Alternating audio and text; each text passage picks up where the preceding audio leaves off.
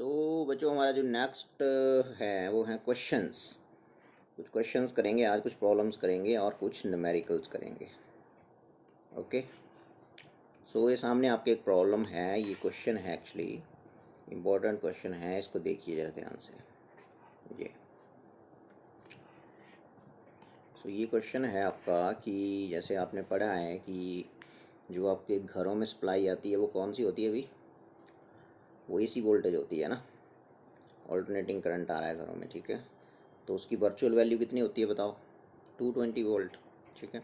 220 volt AC is more dangerous than 220 volt DC, ठीक है। ये जो डीसी वोल्टेज है कहाँ से मिलेगी आपको? बैटरी से। और ये जो घरों में सप्लाई आ रही है वो ऑल्टरनेटिंग वोल्टेज है। तो 220 वोल्ट उसकी वर्चुअल वैल्यू है, आरएमएस वैल्यू है ना। क्वेश्चन ये पूछा जा रहा है कि ये 220 वोल्ट एसी जो है वो ज़्यादा डेंजरस क्यों होता है 220 वोल्ट डीसी से, ठीक है। तो इसमें सिंपल है, देखो 220 वोल्ट एसी यदि है आपके पास, मैंने आपको क्या बताया, वो कौन सी वैल्यू होती है उसकी? वो होती है उसकी वर्चुअल वैल्यू।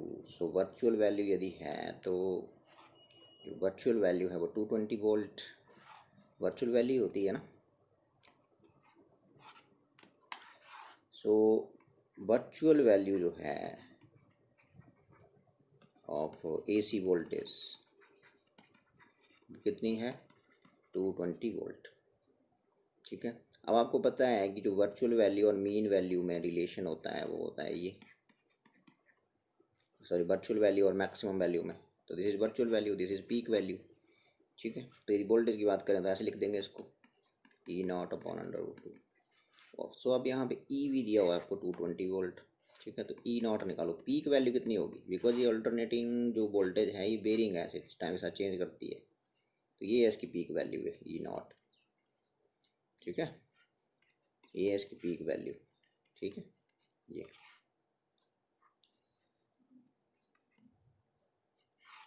यदि यहाँ से मैं ई नॉट निकालूंगा तो हो जाएगा √2 टाइम्स ई बी। ये हो जाएगा आपके पास √2 इंटू 220। ये आपके पास लगभग 311 वोल्ट आएगा।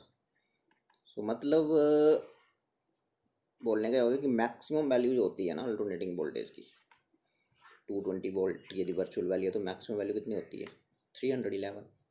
जब आप बोल रहे हैं कि एसी 220 वोल्ट का एसी ज़्यादा डेंजरस है बिकॉज उसकी पीक वैल्यू कहाँ तक जाएगी? 220 वोल्ट की वायर आपने टच कर ली तो मैक्सिमम जो झटका है वो कितने वोल्ट का लगेगा? 311 वोल्ट, ठीक है। लेकिन डीसी जो है वो बताया था मैंने कि वो स्टडी वोल्टेज होती है ऐसे, ठीक है। तो यदि ये डीसी वोल्टेज इधर को वी है तो इधर को टाइम के साथ ही ऐसे चेंज करती है, मतलब टाइम के साथ चेंज नहीं करती, वेरिएबल भी हो सकती है, स्टडी भी हो सकती है, फिक्स वैल्यू हो सकती है। तो यदि 220 वोल्ट डीसी है आपके पास तो इसकी सेम कांस्टेंट वैल्यू होगी सभी इंस्टेंट्स पे।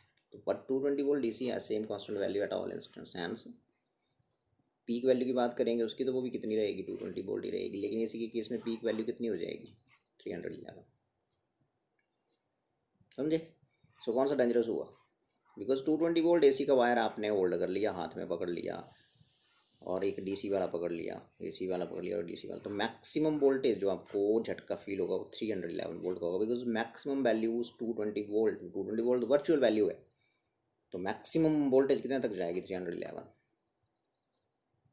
ठीक है। तो पीक वैल्यू जो होती है ऑल्टरनेटिंग वोल्टेज की वो ज़्यादा होती है, कितनी वोल्ट बताई मैंने? 220 वोल्ट वर्चुअल वैल्यू है तो पीक वैल्यू कितनी आएगी? 311।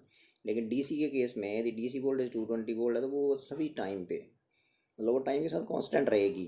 तो 220 volt DC has same constant value at all instants, ठीक है। हर जगह वो कांस्टेंट ही रहेगी, 220 रहेगी, तो पीक वैल्यू भी उसकी फिर वही होगी जो कांस्टेंट वैल्यू वो कितनी है? 220 वोल्ट।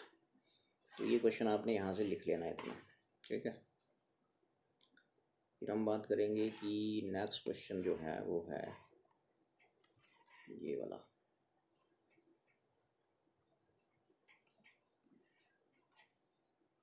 ठीक है। इसमें हम नेक्स्ट करेंगे वो ये है कि जो ट्रांसफार्मर है, लॉन्ग डिस्टेंस ट्रांसमिशन में ट्रांसफार्मर का क्या यूज़ है, ठीक है। ये वाला क्वेश्चन करेंगे अभी, लॉन्ग डिस्टेंस ट्रांसमिशन में ट्रांसफार्मर का क्या यूज है, use of transformer for long distance, ठीक है। लॉन्ग डिस्टेंस का मतलब ये हो गया कि जो आपके घरों में सप्लाई आ रही है, ध्यान से सुनेंगे, ये है ट्रांसफार्मर, ये दिख रहा है आपको स्टेप अप, और ये है स्टेप डाउन, ठीक है। सो जो पावर स्टेशन है, जहाँ जहाँ आपकी ये जनरेट हो रही है, ये है पावर स्टेशन आपका, ठीक है।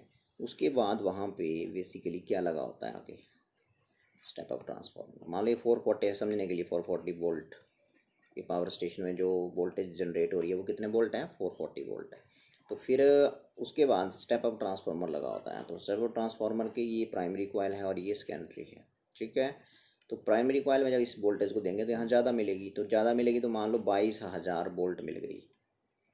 ये हैं वो जो आपकी वायर्स होती हैं, जो आपके पोल्स लगे होते हैं इलेक्ट्रिसिटी के, उसके ऊपर जो वायर्स, यहाँ ऊपर खंबे लगे होते हैं ना, पोल्स, पोल्स के ऊपर जो मोटी मोटी वायर्स होती हैं, ये है वो, उसको बोलते हैं ट्रांसमिशन लाइन, ठीक है। तो ट्रांसमिशन लाइन के थ्रू ये फिर जाएगी, और ये यहाँ पे ये आपका इधर सब स्टेशन होगा आपके घर के नज़दीक, जहाँ आपको सप्लाई मिलनी है, ठीक है, उसको बोलते हैं सब स्टेशन।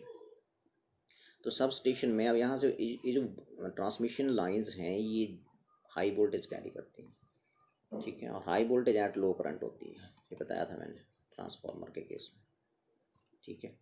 तो these transmission lines carry high voltage, high AC voltage at low current, ठीक है।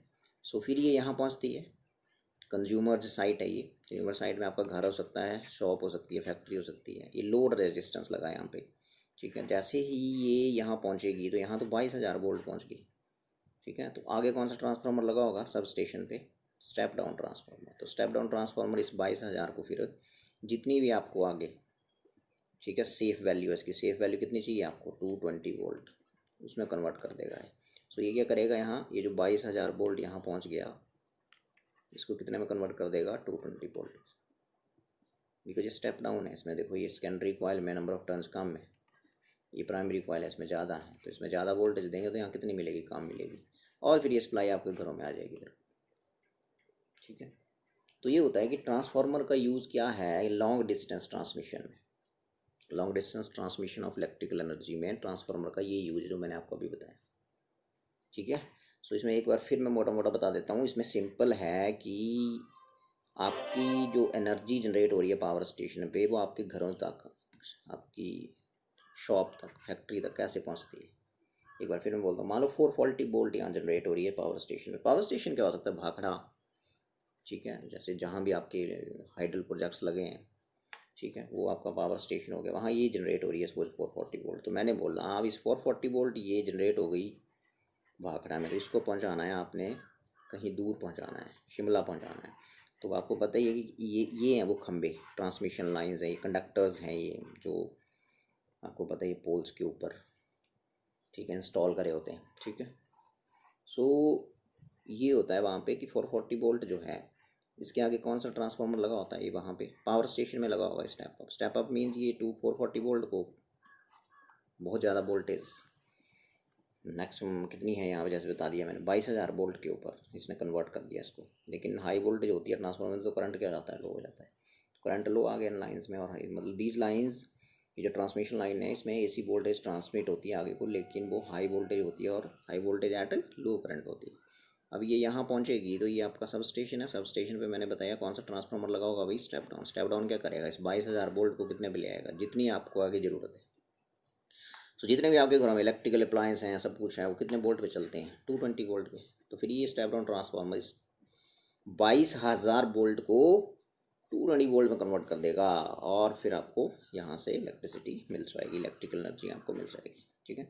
इसमें एक और चीज़ है कि जो मेन चीज़ है बेसिकली ये है, जो ट्रांसमिशन लाइंस हैं ये बेसिकली कंडक्टर्स ही हैं। क्या है ये, कंडक्टर्स हैं, ठीक है। अब कंडक्टर्स हैं यदि, ये तो ध्यान सुनेंगे कि जैसे ये इलेक्ट्रिकल एनर्जी यहाँ से चली आगे, ठीक है, मान लो अब ये step down, step up, step down transformer नहीं लगे हैं, ठीक है।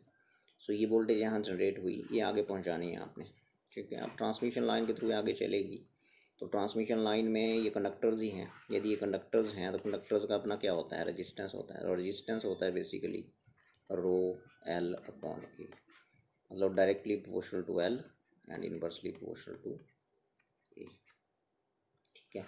सो जैसे ये आगे पावर चलेगी, जो इसमें जो इलेक्ट्रिकल एनर्जी चलेगी, तो रेजिस्टेंस की वजह से आई स्क्वायर आर टी, इतना एनर्जी लॉस हो जाएगा। तो दिस इज एनर्जी लॉस। इस कंडक्टर, ये जो कंडक्टर्स हैं, जो ट्रांसमिशन लाइन बिछी हुई है, जो वायर्स हैं खंभों के ऊपर जो टंगी हुई हैं, ठीक है, सो इतना एनर्जी लॉस हो जाएगा टाइम टी में। तो पावर लॉस क्या होगा, पावर में टी काट दो तो पावर लॉस हो गया आई स्क्वायर आर,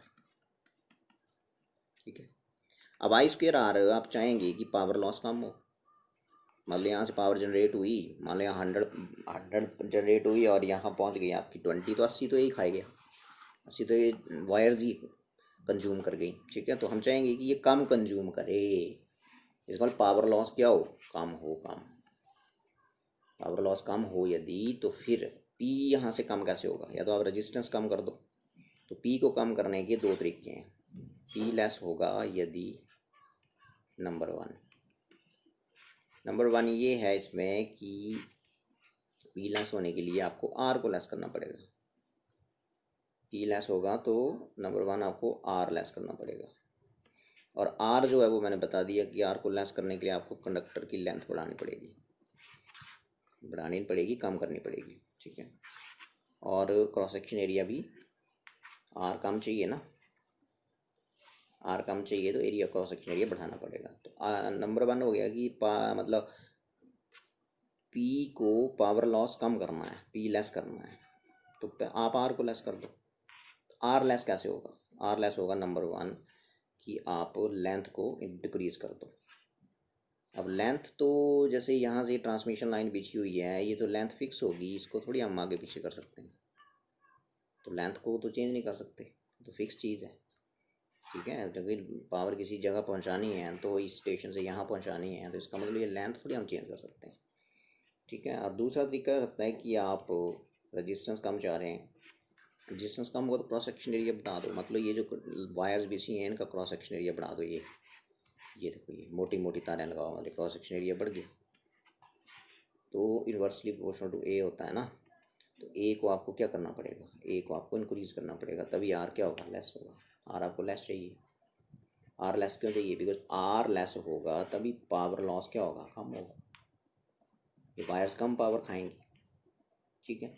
पर ये मैंने बोला कि क्रॉस सेक्शन एरिया बढ़ाने से आर लेस हो जाएगा, क्रॉस सेक्शन एरिया बढ़ाने से क्या होगा, वायर्स मोटी मोटी हो जाएंगी। अब इन मोटी वायर्स की जो कॉस्ट होगी, मैन्युफैक्चरिंग कॉस्ट, और इनको इंस्टॉल करना, खम्भों के ऊपर इतनी मोटे मोटे कनेक्टर्स को कैसे लगाएंगे, दिक्कत हो जाएगी। तो ये कुछ हद तक ये चीज़ बढ़ाई जा सकती है, क्रॉस सेक्शन एरिया इस वायर का कुछ हद तक ही बढ़ाया जा सकता है, ठीक है। तो दूसरा जो तरीका है, पहला मैंने बता दिया, दूसरा तरीका है बड़ा इंपॉर्टेंट, ये है, देखो ये पी पावर लॉस यदि कम करना है तो आर के बारे में मैंने बात कर दी कि आपको क्रॉस सेक्शन एरिया इस कनेक्टर का इंक्रीज़ करना पड़ेगा, लेकिन ज़्यादा कर दिया आपने तो फिर cost of manufacturing and installing के लिए ही मुश्किल हो जाएगा, इकोनॉमिकल नहीं होगी ये चीज़, ठीक है। तो कुछ हद तक कर सकते हैं, वो कर दिया आपने, ठीक है। लेकिन जो बेस्ट वे है किसको कम करने का, पावर लॉस को कम करने का, वो क्या डिक्रीज़ कर दो, आप करंट डिक्रीज़ कर दो वायर में। इन वायर्स में जो करंट चलेगा, इस करंट को आप डिक्रीज़ कर दो। तो करंट डिक्रीज़ करना है तो फिर करंट को लो करना पड़ेगा, मीन्स आपको वोल्टेज इनमें बढ़ानी पड़ेगी। ट्रांसफार्मर यही तो है बेसिकली, कि वोल्टेज बढ़ाएगा वो तो करंट लो कर देगा, high voltage at low current, तो करंट को कम करके पी लॉस कम हो जाएगा, ठीक है। करंट यदि मैं लेस कर दूंगा, क्योंकि पी जो है वो directly proportional to I square है, ये देखो पी लॉस जो है, तो यदि मैं आई को कम कर दूंगा तो पी भी क्या हो जाएगा, लेस हो जाएगा। अब आई कम करने का तरीका क्या है, आई कम करने से मेरे को वोल्टेज बढ़ानी पड़ेगी, मेरे को वी जो है उसको क्या करना पड़ेगा, इंक्रीज़ करना पड़ेगा। और वी इंक्रीज़ कौन करेगा, यहाँ 440 वोल्ट जनरेट हो रहा है, तो इसको इंक्रीज़ क्यों किया, कितना किया अभी बताओ, 22,000, तो 22,000 वोल्ट इसको क्यों करना पड़ा, ये बताओ मेरे को आप।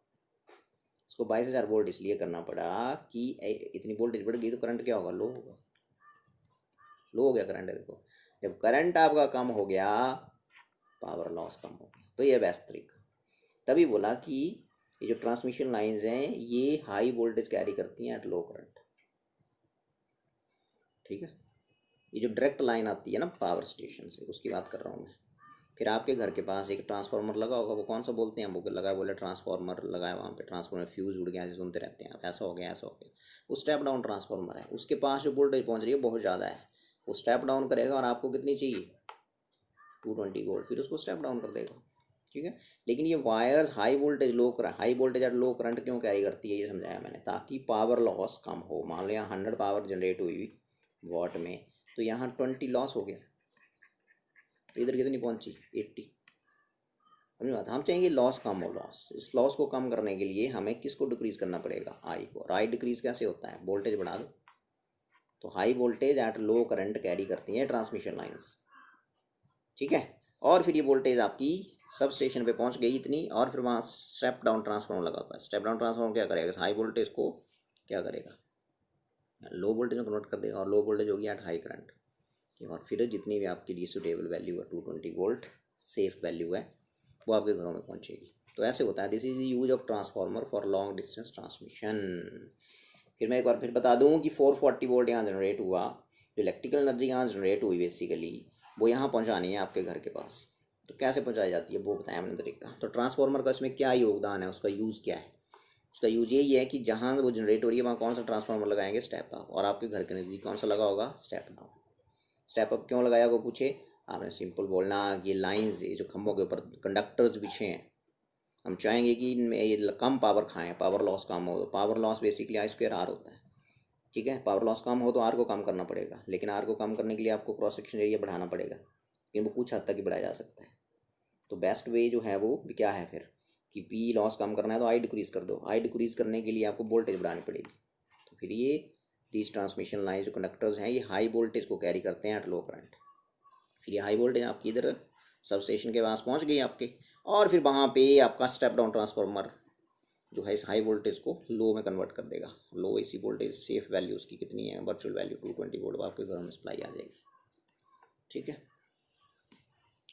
सो आगे चलें, और फिर ये है, ये आपने यहाँ से लिख लेना है इसको, ये ठीक है। ये बताया मैंने आपको अभी कि जो आपका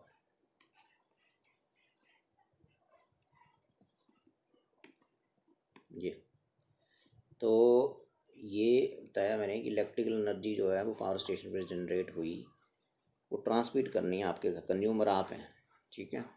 हाँ, कुछ भी हो सकता है, हाउस हो सकते हैं आप, फैक्ट्री, शॉप। ये वायर्स के थ्रू, वायर में ट्रांसमिशन लाइन जो भी समझाया मैंने, इन वायर का रेजिस्टेंस रहता है, तो इतनी एनर्जी लॉस हो जाएगी। तो पावर लॉस कितना हो गया, energy upon time, energy upon time, ठीक है। सो resistance of wires square of current, ठीक है। सो ये तो इसका पावर लॉस जो है वो क्या आ गया, आई स्क्वायर आर, ठीक है। आई स्क्वायर आर। सो ये बताया मैंने। तो इसका पी को कम करना पड़ेगा, तो पी को कम करने का तरीका मैंने बता दिया, ठीक है। रेजिस्टेंस जो होता है ये लिखा देखो, तो रेजिस्टेंस को कम करना पड़ेगा, तो एरिया क्रॉस सेक्शन को क्या करना पड़ेगा, इंक्रीज करना पड़ेगा, ठीक है। लेकिन फिर मैंने बताया कि कुछ हद तक ही कर सकते हैं आप, ठीक है। ये लगा पता कि जो रेजिस्टेंस ऑफ वायर है, जो आपकी पावर है वो डिपेंड करती है square of current and resistance. तो पावर को कम करना है तो पहले हम इसको पकड़ लेते हैं, रेजिस्टेंस को कम कर लो। Resistance of wire of conductor ये होता है। तो आर कम करना है तो एरिया को बढ़ाना पड़ेगा, या लेंथ को कम करना पड़ेगा। और लेंथ मैंने बताया कि नहीं कम हो सकती, बिकॉज वो दो स्टेशनों के बीच की दूरी है, वो तो फिक्स ही रहेगी, ठीक है। और फिर यहाँ से ये देखो ये, सो नेक्स्ट जो है ये, तो resistance can be decrease either by decreasing L, बताया मैंने। Since distance between power station and consumer site fix है, और डिस्टेंस जो फिक्स है, therefore R can be decreased by increasing. तो एक बेस्ट ऑप्शन बचा फिर, because R directly proportional to L, L तो आप नहीं कर सकते, तो R inversely proportional to cross section area. तो आप आर कम चाहिए तो एरिया क्रॉस सेक्शन बढ़ा दो, ये increasing the value of A. This can be done by, फिर मोटी वायर चाहिए, थिक वायर, फिर ये इकोनॉमिकल नहीं होगा, खर्चा बहुत आएगा। Cost of manufacturing and installing such long wires is very high, ठीक है ना। खर्चा ज़्यादा आएगा, इंस्टॉलिंग में दिक्कत होगी, इतनी मोटी मोटी वायर खंभों के ऊपर कैसे चढ़ाएंगे। तो एक कुछ लिमिट तक ही कर सकते हैं, लेकिन जो बेस्ट वे है फिर, तो फिर आपको बताया था कि पी हाँ equal to I square R वाली बात हो गई। अब आई को डिक्रीज़ कर दो आप, आई डिक्रीज़ करेंगे आप तो पावर लॉस भी क्या हो जाएगा, कम हो जाएगा। तो decrease power loss, another option is to decrease current. This can be achieved by transmitting AC voltage high voltage at low current कर दो, और वो कौन करेगा, स्टेप अप ट्रांसफॉर्मर। ठीक है, so electrical power generated power station is fed to कहाँ देंगे, प्राइमरी कॉइल में, स्टेप अप ट्रांसफॉर्मर से हो जाएगा वो। ठीक है, तो यहाँ जो वोल्टेज है वो बताया था मैंने कि 440 यहाँ दे, और यहाँ इसने 22,000 वोल्ट ये निकल गई यहाँ पे। ट्रांसमिशन लाइन में हाई वोल्टेज चलती है लो करंट पे, फिर यहाँ ये पहुँच गई तो यहाँ फिर स्टेप डाउन ने किस में कन्वर्ट कर दी, वो 220 वोल्ट में। तो ये है बोलने का मतलब। ठीक है, तो ये था, तो क्वेश्चन आपने यहाँ से लिख लेना है। ठीक है, सो ये जो आपका क्वेश्चन था बेसिकली ये है, तो ये लिखना आपने क्वेश्चन, ये है क्वेश्चन, ये इसको क्वेश्चन बना लें और ये लिखना आपने। ठीक है, क्वेश्चन ये बना लें आप, transformer is an electrical device use for economical transmission of electrical energy to long distances. तो ये लिखना, इसका एक पेज ये है और एक नेक्स्ट वाला पेज है, ये वाला हो गया एक पूरा, लिखिए इसको, ये पूरा आ गया ना आपका, और फिर ये नेक्स्ट वाला है ना, तो यहाँ से लिख लेंगे सारा। ठीक है, आगे चलते हैं और बात करते हैं नेक्स्ट क्या है। ठीक है, सो ये क्वेश्चन है, देखो अब अभी जो आपको मैंने समझाया वो आपको यहाँ उतार देंगे अब।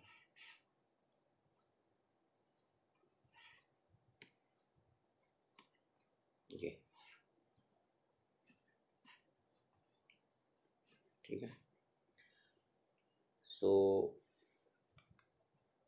स्मॉल टाउन है, पढ़िए इस क्वेश्चन को। स्मॉल टाउन कितनी डिमांड है उसकी पावर की, पावर की डिमांड है 800 किलो वोल्ट, मतलब 800 इंटू किलो क्या होता है 10, इतनी वोल्टेज चाहिए उसको, इतनी पावर चाहिए।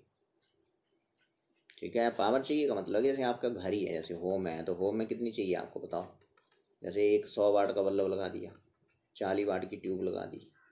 ठीक है, फिर आपने हीटर लगाना है, मान लो 2 हीटर लगाने हैं घर में, 2 हीटरों के लिए यदि 1000 वाट होता है, एक हीटर का पावर इतना होता है, तो 2 का कितना हो गया, ये हो गया।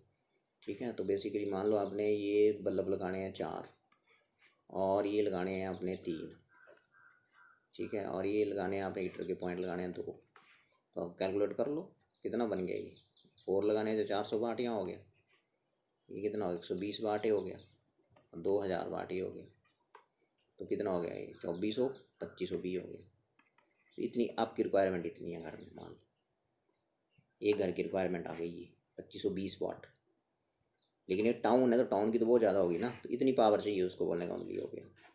ठीक है ना, सो यदि हम आगे चले तो बात करें कि ठीक है रिक्वायरमेंट कितनी है 800 किलो वाट। यदि 800 किलो वाट है तो फिर आगे क्या है, कितने पे चाहिए, 220 वोल्ट पे चाहिए होती है। और जो आपका पावर स्टेशन है वो कितने दूर है घर से, सॉरी इससे, इस टाउन से 15 किलोमीटर। और पावर स्टेशन मैंने समझा रहा था कि पावर स्टेशन पे जो इलेक्ट्रिसिटी इलेक्ट्रिकल एनर्जी जनरेट होती है वो हो रही है वो कितने वोल्ट है 440।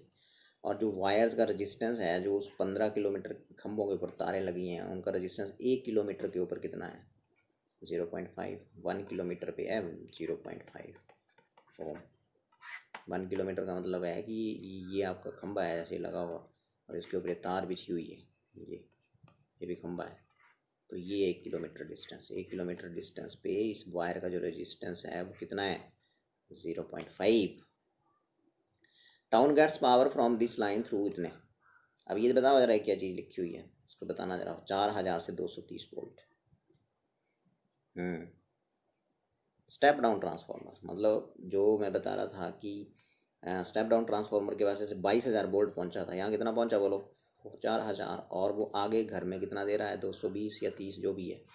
ठीक है, तो ये मतलब उसके प्राइमरी कॉइल में इतनी वोल्टेज दी तो आउटपुट में कितनी मिली 230। तो वो कौन सा ट्रांसफार्मर लगा है वहाँ पे सब स्टेशन पे, स्टेप डाउन। ठीक है, तो क्या पावर करना, क्या पता करना है, estimate the line power loss in the form of heat. वही पावर लॉस, कितनी ट्रांसमिशन वायर्स कितना पावर खा गई ये पता करना है, कितनी पावर प्लांट से सप्लाई हो रही है, लीकेज नहीं हो रहा है पावर का, मानेंगे। ठीक है। तो करेक्टराइज स्टेप अप ट्रांसफार्मर क्या होना चाहिए कि वो कितनी उसकी प्राइमरी में कितनी वोल्टेज दें उसके और सेकेंडरी में कितनी मिले। करेक्टराइज का मतलब प्राइमरी कॉल में बताओ कितनी वोल्टेज दी और सेकेंडरी में उसने कितनी वोल्टेज दी है आपको। ठीक है। तो ये देखो क्वेश्चन ध्यान सुनते जाएंगे। ये है वो रिक्वायरमेंट। पावर आपको पता है ये वोल्टेज इनटू करंट। ठीक है। 440 वोल्ट ये जनरेट कर रहा है। पावर स्टेशन है, स्टेप अप लगा है और ये कौन सा लगा है, स्टेप डाउन। ठीक है। स्टेप डाउन की करेक्टरिस्टिक्स ने बता दी है कि 4000 वोल्ट इसके प्राइमरी में जाएगा तो आउटपुट में कितना मिलेगा, 230। ठीक है। ठीक है। तो रिसीविंग एंड ये हो गया और ये आपका ट्रांसमिटिंग एंड हो गया। यहाँ से ट्रांसमिट हो रही है आपकी पावर और ये ट्रांसमिशन लाइन है जिसका रेजिस्टेंस कितना है, आर। ठीक है। कितनी पावर बताई थी मैंने, ये 800 किलो वाट, मतलब 8000 आ गया। ठीक है। 800 इंटू 10⁻³ वाट। ठीक है। और वोल्टेज जो आपकी वो कितनी है, 400 वोल्ट, 4000 वोल्ट। ठीक है। इसकी बात कर रहे हैं यहाँ पे। और ये रिक्वायरमेंट जो है यहाँ वो कितनी है, 800 इंटू 10⁻³ ये पावर है और ये आपकी स्टेप डाउन ट्रांसफार्मर के प्राइमरी में वोल्टेज है। तो पी और बी पता है तो आई निकाल लो। तो आई कितना एम्पियर आ गया, 200 एम्पियर। ठीक है। सो क्वेश्चन ये है कि अब लाइन पावर लॉस कितना होगा। Line power loss means I square R. तो आई स्क्वेयर मीन्स 200 का स्क्वेयर। और आर की वैल्यू ध्यान सुनेंगे बिकॉज ये देखो ये लिखा है यहाँ पे कि टू लाइन्स हैं, ये एक नहीं है, दो हैं ऐसे। तो 1 किलोमीटर पे रेजिस्टेंस है 15, 1 किलोमीटर पे है 0.5। तो टोटल जो लेंथ है आपकी, जो कंडक्टर वायर है उसकी टोटल लेंथ है 15 किलोमीटर। तो 15 किलोमीटर के लिए रेजिस्टेंस हो जाएगा 0.5 इंटू 15। और ये दो हैं बिकॉज ये एक वायर है, दूसरी भी वैसे ही है, तो मल्टीप्लाइड बाई 2 तो ये हो जाएगा टोटल रेजिस्टेंस। तो दिस इज आर की वैल्यू 0.5 इंटू ये लिखिए आर की वैल्यू, ये समझे। तो ये आ गया आई स्क्वायर। तो इतना आपका पावर लॉस आ जाएगा, ये देखो इतना वाट, तो ये आ गया 600 किलो वाट। तो अभी ध्यान सुनेंगे, मतलब ये 600 किलो वाट ये खा गई आपकी कौन, ट्रांसमिशन लाइन, ये वायर ही खा गई। और यहाँ कितना मिला था बताओ, 800 किलो वाट। तो ये यहाँ खा कितना गई ये, तो यहाँ से कितना हुआ था टोटल, इनको ऐड कर दो। 600 प्लस 800 यहाँ से पावर जनरेट हुई थी, कितनी आ गई, 1400 किलो वाट यहाँ से निकली थी। 600 खा ली इसने और आपके पास कितनी पहुँची, कंज्यूमर साइड पे कितनी पहुँची, 800 किलो वाट। ये देखो 1400 आ गई। सो यदि हम वोल्टेज की बात करें तो सेंडिंग एंड पे वोल्टेज कितनी है, यहाँ वोल्टेज करेंगे आप बताइए। ये मतलब ये जो स्टेप अप ट्रांसफार्मर है यहाँ से वोल्टेज कितनी भेज रहा है, जरा चेक। यहाँ मिली कितनी है बताओ, यहाँ मिली कितनी, 4000 मिली। तो फिर रास्ते में क्या लॉस आएगा, क्योंकि इस वायर का रेजिस्टेंस है तो V = Ohm's law, V = R आई, इतनी खा लेगी। ठीक है। यदि इतनी खा लेगी तो फिर देखते हैं कि वोल्टेज जो खा लेगी उसको बोलेंगे वोल्टेज ड्रॉप। ठीक है। तो मैंने बताया sending end voltage are the sending end, receiving end पे कितनी आई प्लस उसने कितनी खाई, वोल्टेज ड्रॉप इन लाइन, वो IR हो जाएगी। तो रिसीविंग एंड पे कितनी पहुंची थी ये बताया मैंने, 4000। तो 4000 तो आ गई रिसीविंग एंड पे, ये हो गया, प्लस रास्ते में कितनी खर्च हो गई, voltage drop in line, that is simply IR। समझे। IR यदि हम पुट करेंगे यहाँ तो ये आ गया I और R की वैल्यू मैंने बताया ये है, तो 3000 आएगा ये। तो 4000 आपकी यहाँ पहुँची, 3000 ये रास्ते में खर्च हो गई। तो यहाँ से कितनी बेची थी, 3000 प्लस 4000 तो 7000। तो 7000 वोल्टेज यहाँ से चली थी स्टेप अप ट्रांसफार्मर से इस लाइन में। रास्ते में जो लॉस हो गया वो कितना हो गया, 3000, और यहाँ कितनी पहुँची, 4000। लगा पता। तो बड़ी इंपॉर्टेंट चीज़ें हैं ये, ट्रांसफार्मर जो है इसको ध्यान से समझें। ठीक है। तो ये आगे देखो 7000 वोल्टेज चली थी स्टेप अप ट्रांसफार्मर के सेकेंडरी कॉइल से, उन जो तारें ऊपर खंभों के ऊपर बिछी हुई थी। ठीक है। तो स्टेप अप ट्रांसफार्मर को करेक्टराइज करो आप, जनरेट कितनी कर रहा था वो पावर, वहाँ पे जो पावर स्टेशन पे वोल्टेज जनरेट हो रही थी वो कितनी थी, और जो स्टेप अप ट्रांसफार्मर आपने लगाया उसके प्राइमरी कॉइल में आपने इतनी वोल्टेज दी, तो सेकेंडरी कॉइल से कितनी निकली ये निकाली आपने अभी। ठीक है। 4000 आपकी दूसरी तरफ पहुंची, 3000 रास्ते में लॉस हो गई, तो कितनी आई थी वो टोटल यहाँ से 7000 वोल्ट। तो ये सेप अप ट्रांसफार्मर ऑफ इतनी बटा इतनी इज रिक्वायर्ड। इतनी बटा इतनी का मतलब है ये प्राइमरी कॉइल की वोल्टेज है, ठीक है। और जो बटे में लिखी वो कौन सी कॉइल में है, सेकेंडरी कॉइल वोल्टेज। अगर बता। अच्छा, यदि ऊपर वाले क्वेश्चन में मान लो 4000 की जगह यदि 40000 होता स्टेप डाउन ट्रांसफार्मर में, तो क्या होता। Explain why high voltage transmission is preferred. ज़्यादा अच्छी बात है, करंट कम हो जाएगा, वोल्टेज बढ़ा दी, ठीक है। वहाँ पे पहुँची थी 4000, अब 4000 की जगह 4000 पहुँची थी ना वहाँ पे, ये वाली रिसीविंग एंड पे। बोरा 4000 की जगह यदि 40000 कर दें तो क्या होगा, वोल्टेज बढ़ गई तो करंट और कम हो जाएगा। करंट और कम हो जाएगा तो P=I²R होता है। आई कम हो गया तो पावर लॉस और कम हो जाएगा, रास्ते में पावर लॉस कम होगा। Let us check. So new line current क्या आ जाएगा, पावर कितनी है बटे वोल्टेज। वोल्टेज अब 4000 नहीं है, कितनी है 4। जब यहाँ 4000 था ना तो यहाँ आया था 100, ठीक है। और अब कितना आ रहा है देखो 20। तो पावर लाइन लॉस, ठीक है, लाइन पावर लॉस, ये पावर लिख लें, यहाँ पावर नहीं लिखा है, तो ये आ जाएगा I²R। तो कितना आया 6 किलोवाट। देखो ना 6 किलोवाट ही अब रास्ते में लॉस हुआ, और पहले कितना था 600 किलोवाट। तो 4000 का 40000 कर दिया तो करंट कम हो गया, और करंट कम होने से पावर लॉस कितना कम हो गया। देखो पहले 600 किलोवाट था, अब 6 किलोवाट ही आ रहा है। तो ये था आपका क्वेश्चन, इसको ध्यान से यहाँ से कर लेंगे, ठीक है। जैसे किया हुआ ना यहाँ पे, तो यहाँ से कर लेंगे, ठीक है।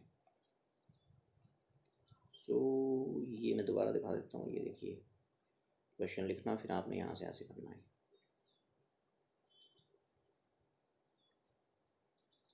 ठीक है।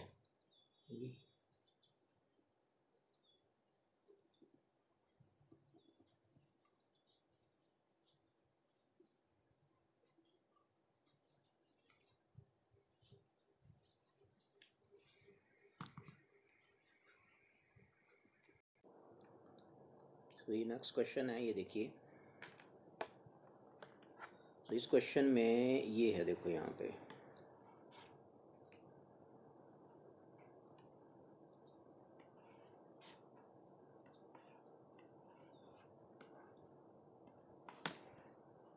पावर स्टेशन जनरेट्स कितनी 40 किलोवाट। मतलब पावर स्टेशन पे कितनी मिल रही है पावर 40 किलोवाट, ठीक है। तो हो जाएगा आपका 40 किलोवाट, और वोल्टेज इतनी है और करंट इतना है, ठीक है। 400 वोल्ट है और करंट है 100 एम्पियर, ठीक है। The length of the transmission line 2 kilometre, ठीक है। रेजिस्टेंस दिया उसका 2 ohm. Then find the power loss during the transmission, ठीक है। तो पावर स्टेशन से सब स्टेशन तक पावर लॉस निकालिए। But will the power loss यदि वोल्टेज बढ़ा दें कम हो जाएगा, ठीक है। तो P होता है आपका I²R। आई कितना है आपका 100², R कितना है देखो ये 2। तो आ जाएगा आपके पास 20 × 10⁻³ वाट, एवन गेट 20 किलोवाट। इतना पावर लॉस होगा। इसका मतलब यहाँ से चली कितनी थी पावर 40 किलोवाट, ये लिखा हुआ है 40 किलोवाट चली। ये रास्ते में ये थी वो कंडक्टर्स, तो यहाँ आपका इन्होंने कितना खा लिया 20 किलोवाट। तो यहाँ कितनी मिली 20। पावर लॉस 50% हो गया, 40 का 20 लॉस हो गया, 20 मिला यहाँ, ठीक है। अब यदि मैं बोल रहा हूँ कि 400 के बजाय 4000 वोल्ट कर दें इन लाइंस के में, जो हाई वोल्टेज कर दें, तो फिर करंट कम हो जाएगा। तो करंट कितना होगा ये क्वेश्चन, ठीक है। तो करंट हो जाएगा सेकेंडरी कॉइल में, करंट हो जाएगा, ये होता है फॉर्मूला IS/IP = EP/ES। और यहाँ से सेकेंडरी कॉइल की बात कर रहे हैं, तो सेकेंडरी कॉइल में करंट हो जाएगा ये EP/ES × IP। EP कितना आएगा यहाँ से बोलिए, EP आ जाएगा प्राइमरी में कितनी वोल्टेज दे रहे थे हम 400। स्टेप अप ट्रांसफार्मर की बात कर रहे हैं। इस साइड पे कौन लगा होता है स्टेप अप, और यहाँ कौन लगा होता है स्टेप डाउन, ठीक है। सो 400 वोल्ट उसके प्राइमरी में गया, सेकेंडरी में कितनी वोल्टेज बोलने देने को बोल रहा है, अभी ये 4000, यहाँ लिख दो 4000। और प्राइमरी में करंट कितना था शुरू में, प्राइमरी में करंट शुरू में 100 था, ये आ गया। इसको सॉल्व करेंगे तो अब करंट 100 के बजाय कितना हो गया, 10 हो गया। तो 10 एम्पियर करंट अब इस वायर में चलेगा, ठीक है। लेकिन वोल्टेज अब कितनी, 400 नहीं चलेगी, अब कितनी चलेगी, 4000। और 4000 हाई वोल्टेज, लो करंट पे चलेगी। कितना करंट हो गया बोलो, 10 एम्पियर। पहले क्या सिचुएशन थी, 400 वोल्ट था इसमें और करंट कितना था, 100 एम्पियर है। ये अब वोल्टेज मैंने 400 से 4000 कर दी, बढ़ा दी, वोल्टेज बढ़ी, करंट कम हो जाएगा। वोल्टेज बढ़ने से करंट कम हो जाएगा, करंट कम हो गया तो पावर लॉस कम हो गया, कम आएगा पावर लॉस। अब देखो निकाल के कितना आया, तो पावर लॉस हो जाएगा I dash square R, I dash means 10, और रेजिस्टेंस वायर का फिक्स है वो कितना है 2, कितना आया 200 वाट। 200 वाट मीन्स 0.2 किलो वाट। पहले कितना आ रहा था 20 किलो वाट, अब कितना आएगा 0.2 किलो। मतलब वोल्टेज बढ़ाने से करंट कम हो गया, करंट कम होने से पावर लॉस कम हो जाता है। अब यहाँ से 40 किलो वाट भेजा आपने, रास्ते में कितना खर्च हुआ, वायर्स ने कितना खा ली पावर, 0.2, तो इसका 39.8 किलो वाट आपको यहाँ आउटपुट में मिलेगा। तो ये कितना अच्छा क्वेश्चन है, ठीक है। मतलब वो सिंपल है भाई, वोल्टेज बढ़ा देते हैं, वोल्टेज बढ़ाने से करंट क्या जाता है, कम हो जाता है। और जो ट्रांसमिशन लाइन में क्या होता है, high voltage at low current होता है, जिसकी वजह से पावर लॉस कम हो। तो फिर आपको ये न्यूमेरिकल में कर लिया, उसको आप यहाँ से कर लेना है, ठीक है। तो मैं दोबारा इसको आपको दिखा देता हूँ यहाँ पे, ये देखो, ये देखें आप सामने, ये वाला, यहाँ से देखो, ये कर सकते हो आप, ठीक है। आगे चलें तो इसकी बात करेंगे कि ये क्या क्वेश्चन है, पढ़िए।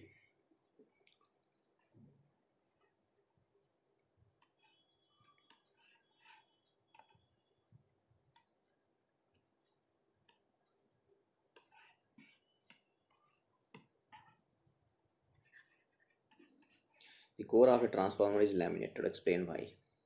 core of a transformer is laminated, क्यों बताया था मैंने, लैमिनेट क्यों करते हैं, to reduce energy losses due to eddy currents, ऐसे बताया था ना। तो लैमिनेशंस कैसे होती हैं, सॉलिड कोर को क्या करते हैं, डिवाइड करते हैं स्मॉल पीसीज में, फिर उनको क्या करते हैं, उनको पॉलिश करते हैं, वार्निश करते हैं, और फिर उनको कनेक्ट करते हैं, उनको आपस में ज्वाइन करते हैं। तो लैमिनेशंस क्या करता है, उसमें जो एडी करंट्स हैं, लैमिनेट करने से क्या होता है, laminations break the path of eddy currents, ठीक है। पहले जैसे सॉलिड कोर था ऐसे, तो इसमें एडी करंट्स बहुत ज़्यादा प्रोड्यूस हो रहे थे ऐसे ऐसे, ठीक है। लेकिन जब आपने इसके टुकड़े कर दिए, ऐसे कर दिया, तो पाथ यार के पाथ हवा आपने ब्रेक कर दिए, प्रोड्यूस तो होंगे अब भी, लेकिन अब कम मात्रा में प्रोड्यूस होंगे।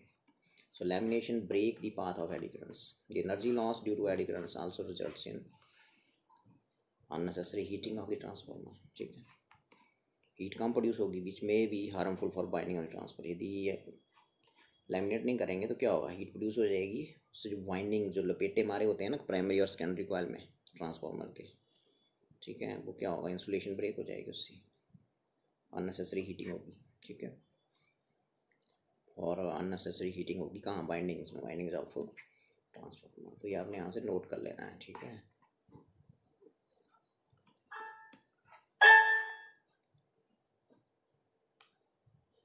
इसके आगे ये है, why the core of a transformer made of a magnetic material having high permeability. ये क्वेश्चन भी इम्पोर्टेंट है। सो यहाँ से ये, core of a transformer is made of magnetic high permeability material, high permeability होती है आयरन की, ठीक है। तो आयरन से ही बनाते हैं, आपको बताइए इससे क्या होगा, मैग्नेटिक फ्लक्स लॉस नहीं होगा, और क्या होगा, मैग्नेटिक फ्लक्स लॉस कम होगा, रिड्यूस हो जाएगा, ठीक है। मैग्नेटिक फ्लक्स लॉस कम होगा, मैग्नेटिक फ्लक्स लॉस होता है ना ट्रांसफार्मर में। तो जब कोर को, when the core of a transformer is made of a magnetic material of high permeability, तो almost whole of the magnetic flux will be linked with the core, ठीक है। This it implies that magnetic flux linked with the primary coil is equal to the magnetic flux linked with the secondary coil. Loss कम हुआ, thus the energy loss due to magnetic flux leakage is reduced. तो magnetic flux loss बताया था ना, ठीक है। तो magnetic flux loss को कम करने के लिए ट्रांसफार्मर के कोर जो है उसकी जो परमेबिलिटी है उस मटेरियल की वो हाई होनी चाहिए। हाई होने से क्या होगा, जितना प्राइमरी कॉइल के साथ लिंक होगा मैग्नेटिक फ्लक्स वो मैक्सिमम जो है वो सेकेंडरी में पास हो जाएगा। ठीक है, maximum magnetic flux link with primary passes through secondary coil. Thus the energy loss due to magnetic flux leakage is reduced considerably. इसको भी आपने यहाँ से नोट कर लेना है। ओके।